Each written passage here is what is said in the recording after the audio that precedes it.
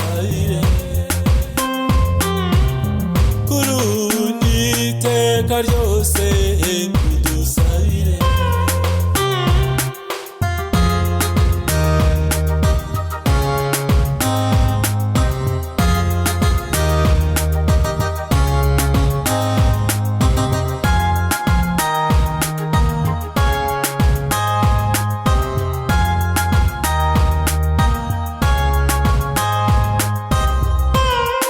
ugira umunsi mwiza w'abazina wawe utagatifu wowe wamwisunze umunsi mwiza adusabire kuzaba abatagatifu adusabire kuzaba abatagatifu ugira umunsi mwiza w'abazina wawe utagatifu wowe wamwisunze umunsi mwiza adusabire kuzaba abatagatifu adusabire kuzaba uko tumaze kubyumva mu ndirimbo yahimbwe na Padiri Bertile Hategekimana ivuga ngo umunsi mwiza ugira umunsi mwiza w'abazina wawe mutagatifu wowe wamwisunze ugira umunsi mwiza adusabire natwe tuzabe abatagatifu. Kiliziya umubyeyi wacu iduha guhimbaza abatagatifu batandukanye kugira ngo ibyiza byabaranze natwe tubyigane bityo natwe tuzagire ubugingo bw'iteka. Ku itariki enye Kanama buri mwaka duhimbaza umunsi mukuru wa mutagatifu Yohani Mariya Vianney. Yohani Mariya Vianney yavukiye i Dardilly mu Bufaransa. Ababyeyi be bari abahinzi ariko kandi bakaba abakristo bakomeye. Nibo rero yakuyeho uburere bwiza kuva akiri mutoya. Yohani Mariya Vianney ariko yatangiye amashuri akuze cyane kuko yifuzaga kuba umusaseridoti. Nubwo kwiga akuze bitari bimworoheye bwose, yashoboye kugera ku cyifuzo cye. Yahawe ubusaseridoti mu 1815. Amaze kubuhabwa yoherejwe gufasha muri paruwasi ya Écurie. Icyo gihe yagiyeyo atari yahabwa uruhusa rwo gutanga isakamento ry'imbabazi kuko hari ibice bimwe by'inyigisho atari yararangije.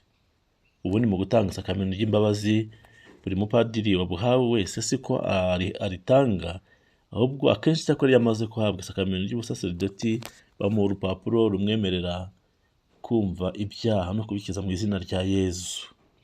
We rero ntabwo babimwemereye kubera ko hari amasomo atari yararangije. Aho aboneye urwo ruhusa abakristo bamuyobotse ari benshi ahanini kubera inyigisho ze. Nyuma yimuriwe i Ars arahatinda cyane aba ari naho arangiriza imibereho ye.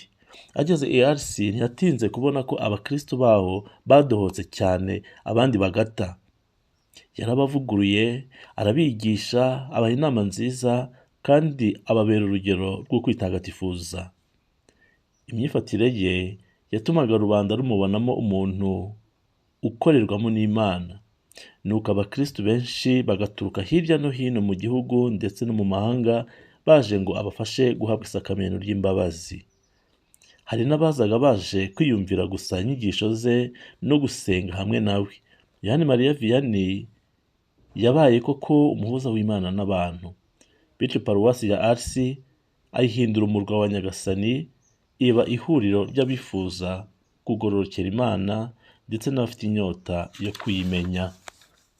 Mu minsi ya nyuma y'ubuzima bwe yakomeje kwitagatifuza no gufasha abandi kugororokera Imana. Yitabye Imana mu ijoro ry'uwa 4 Kanama 1859 amaze imyaka 73. Ngibyo byaranze intwari rero mutagatifu Yohani Mariya Vianney. Mu by'ukuri hari ibyo batubwira n'indi batatubwira. Batubwira ko mu ishuri kubera ko Yezu ari mukuru ntabwo yari abishoboye cyane, ariko ntabwo byamuje kugera ku cyifuzo cye. Burya Imana yavuze yego ntawe ushobora kuvuga oya. Imana iriyeranja ikavana inzitizi zose n'imbogamizi zose kugira ngo bishoboke. Yohani Mariya Vianney rero yari afite impano yo gutanga neza akameno ry'imbabazi, ndetse hari benshi bakiragamo uburwayi babaga barwaye, akarangwa no kwigisha neza. Batubwira ko hari n'igihe yararaga ku bigunira, ariko aritari imeze neza, aho turaga igitambo cy'ukarisitiya, iby'isi ntabwo yigeze abyizirikaho cyangwa abe umuntu uharanira ibintu bishashagirana biri aho ngaho. Yashoboraga kwibagirwa, ariko agasengana hamwe n'abakirisitu, kandi akaberera imbuto mu ngero nziza yatangaga. Mutagatifu kandi Mariya Vianney yabaye umurinzi nyine w'abasaseridoti. Mutagatifu Mariya Vianney rero akomeza dusabire, cyane cyane asabira abasaseridoti kugira ngo bagire imbaraga zo kogeza inkuru nziza y'umukiro, cyane cyane abumva bafite imisaraba ndetse banaremerewe, kugira ngo babashe kugira izo mbaraga zo kwitagatifuza kugeza kuri amina. Abakristo rero natwe tuze kwibuka kwifuriza abasaseridoti bacu umunsi mwiza wa patro wabo nyine Mutagatifu Yohani Mariya Vianney, babashe gutwaza, bakora ubutumwa batijanda, kandi igihembo tuzahembwa n'ubwami bw'ijuru. Abisunze rero Mutagatifu Yohani Mariya Vianney ku buryo bw'umwihariko tubifurije umunsi mwiza, mukomeze gutera ikirenge muke, kandi natwe dusabire tuzabe abatagatifu nk'uko kariya karirimbo kabivugaga. Nyagasani Yesu nabane namwe, ushobora byose abaho umugisha.